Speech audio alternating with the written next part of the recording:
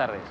Estoy, supongo que ya lo habrán adivinado ustedes, en Londres, en un día lluvioso como corresponde a la mala fama meteorológica de esta gran ciudad que es Londres, y nada menos que en Trafalgar Square, una plaza que es casi más conocida por su propia presencia física a través de las tarjetas postales.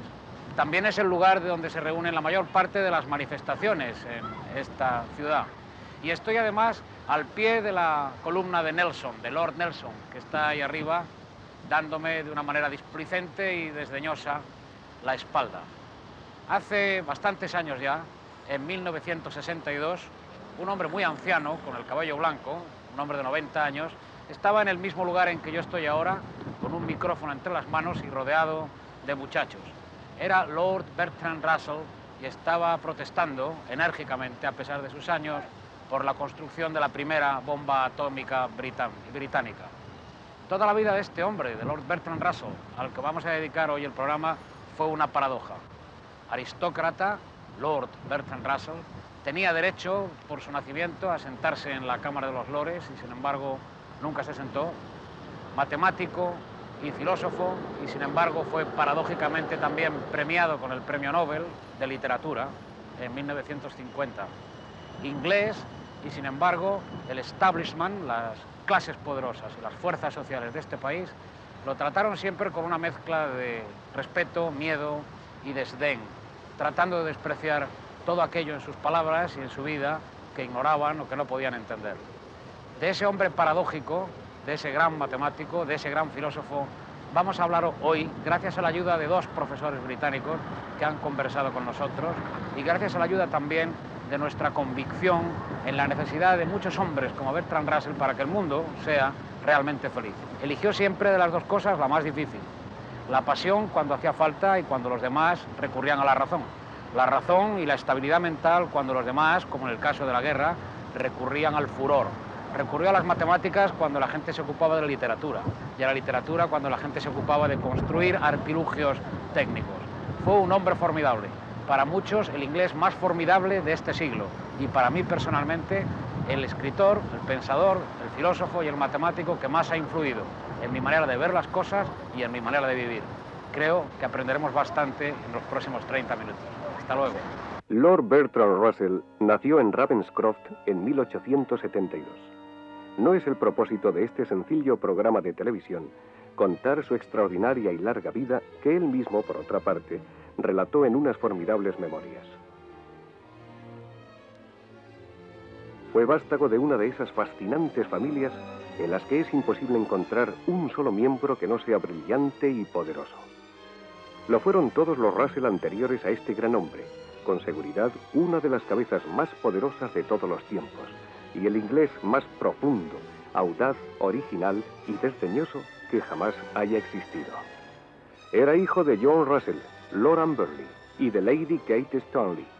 El padre era un libre pensador inteligente, nada extraño en una familia en la que era y es normal el talento y la originalidad. Aristócrata por su estirpe, se mantuvo siempre alejado de la fanfarria de sus títulos y dedicó toda su vida a una pasión turbulenta, el pensamiento.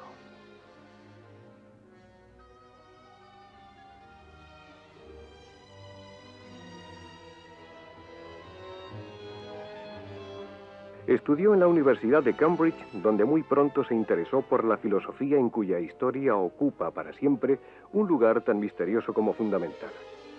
Pero ni de eso, ni de su emocionante dedicación a las causas justas y a la defensa de los débiles frente a los violentos, vamos a hablar hoy aquí, sino de su aportación a las matemáticas, una difícil y noble aportación sin la que sería casi imposible comprender el pensamiento contemporáneo. Las matemáticas fueron el centro de su pasión intelectual, así como el amor humano y la indignación ante la injusticia fueron sus pasiones sentimentales.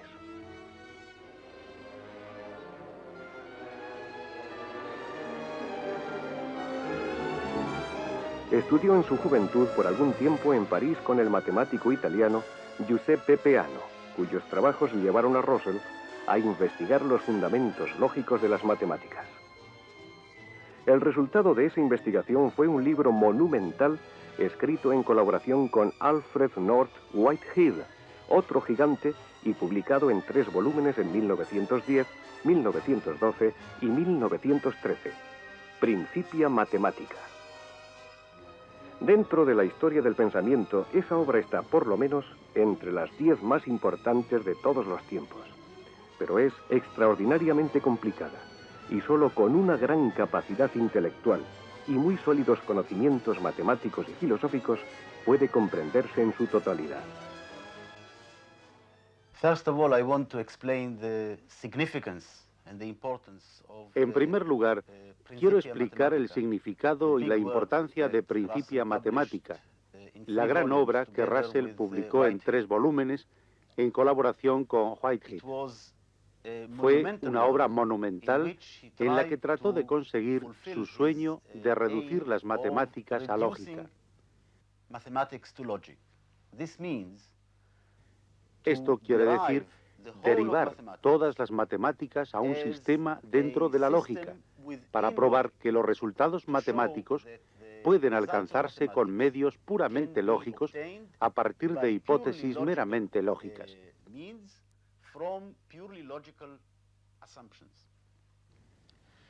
Bien, la necesidad de una obra tal surgió a causa de un fallo que Russell encontró en un intento anterior de la misma naturaleza, que había sido publicado por Frege.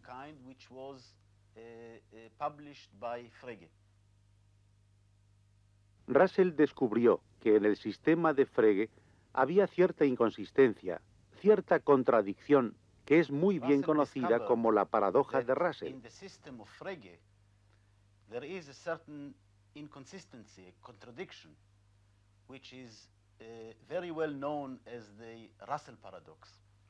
Es bastante parecida a la paradoja lógica que Cervantes usa en Don Quijote. Creo que en el capítulo 51 de la segunda parte de Don Quijote, cuando Sancho es gobernador de la isla y se le plantea el siguiente problema. Sancho is governor of an island, and he is presented with the following problem. In a certain place there is a river. En cierto lugar había un río y el señor de aquellas tierras había nombrado 4 jueces y dictado una norma, que cuando alguien quisiera cruzar el río, debería declarar cuál era el propósito de su visita. Si se probaba que su respuesta era verdadera, nada se le hacía, pero si se le descubría una mentira, era ahorcado.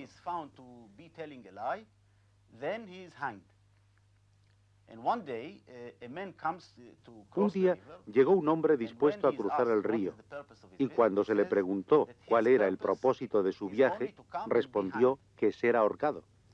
Y entonces se planteó una gran cuestión. ¿Qué hacer con él? Si se le ahorcaba, había dicho la verdad, así es que se le debería haber respetado.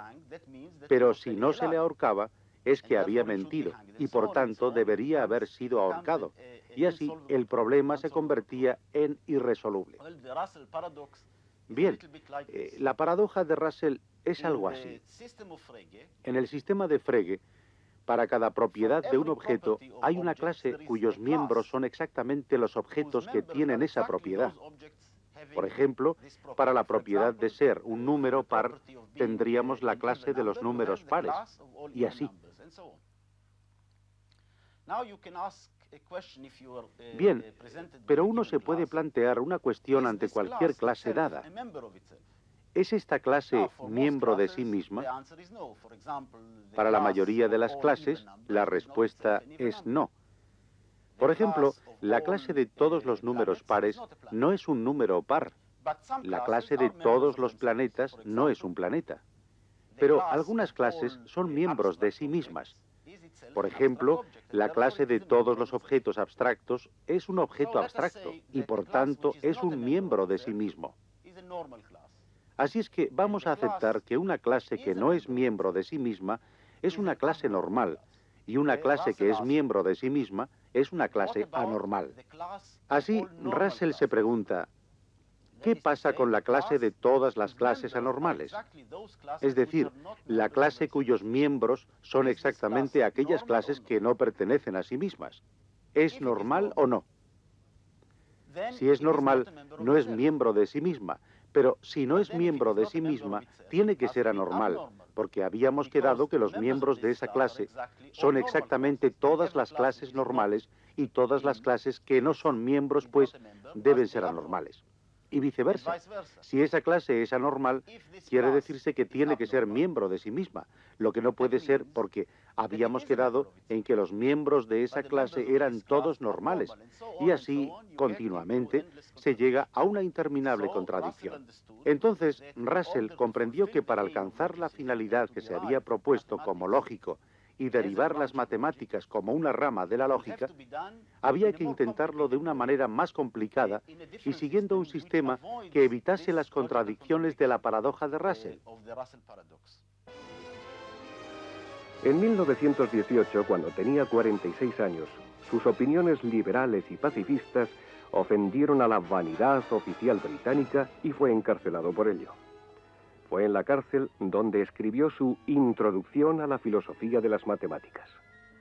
El propósito de este libro, escribió el propio Russell, es explicar la filosofía matemática sencillamente y sin tecnicismos, sin extenderse en aquellos puntos que son tan dudosos o tan difíciles que no pueden ser tratados de una manera elemental.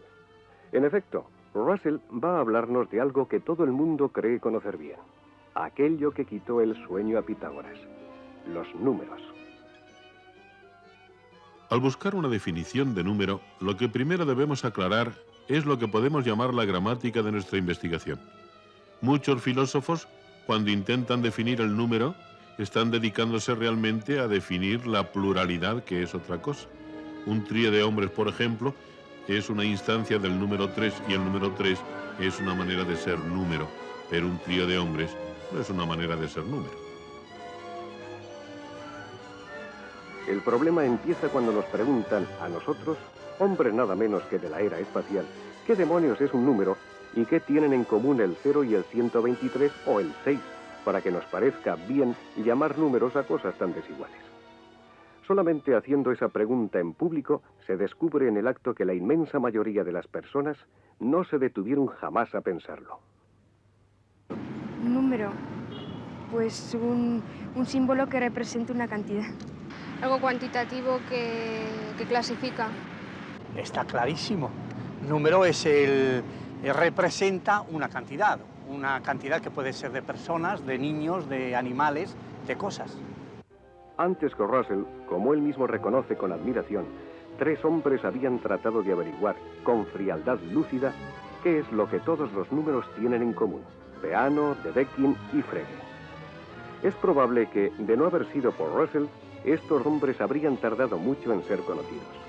Peano, para decirlo con las propias palabras de Sir Bertrand, había probado que la teoría total de los números naturales puede derivarse de 3 ideas primarias y 5 proposiciones, junto a las propias de la lógica pura. Las 3 ideas son 0, número y sucesor. Las 5 proposiciones, que parecen obvias una vez que se leen, son: primera, 0 es un número. Segunda, el sucesor de cualquier número es un número. Tercera, no hay 2 números que tengan el mismo sucesor.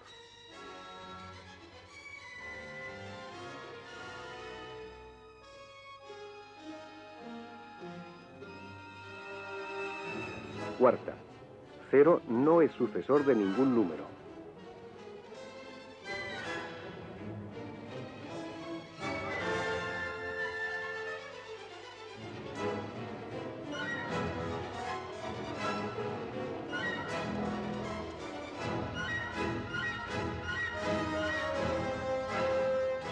Quinta, cualquier propiedad de 0 y del sucesor de cualquier número que tenga esa propiedad pertenece a todos los números. Frege, del que casi nadie había oído hablar hasta que Russell lo descubrió, llegó más lejos, superando la aritmetización de Peano y extendiendo sus conceptos como una consecuencia lógica, dice Russell, de su sistema simbólico. Es decir, que redujo o elevó, según se mide, la aritmética a lógica. Of the 5 postulates or assumptions or axioms of Peano, de los 5 postulados o axiomas de Peano, los 4 primeros se entienden muy fácilmente y no son problemáticos. El más importante, el quinto, es llamado axioma de la inducción.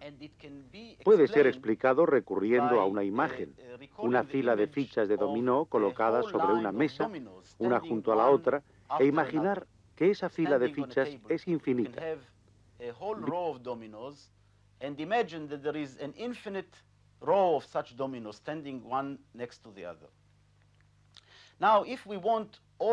Bien, si queremos que las fichas caigan, tenemos que asegurarnos de dos cosas.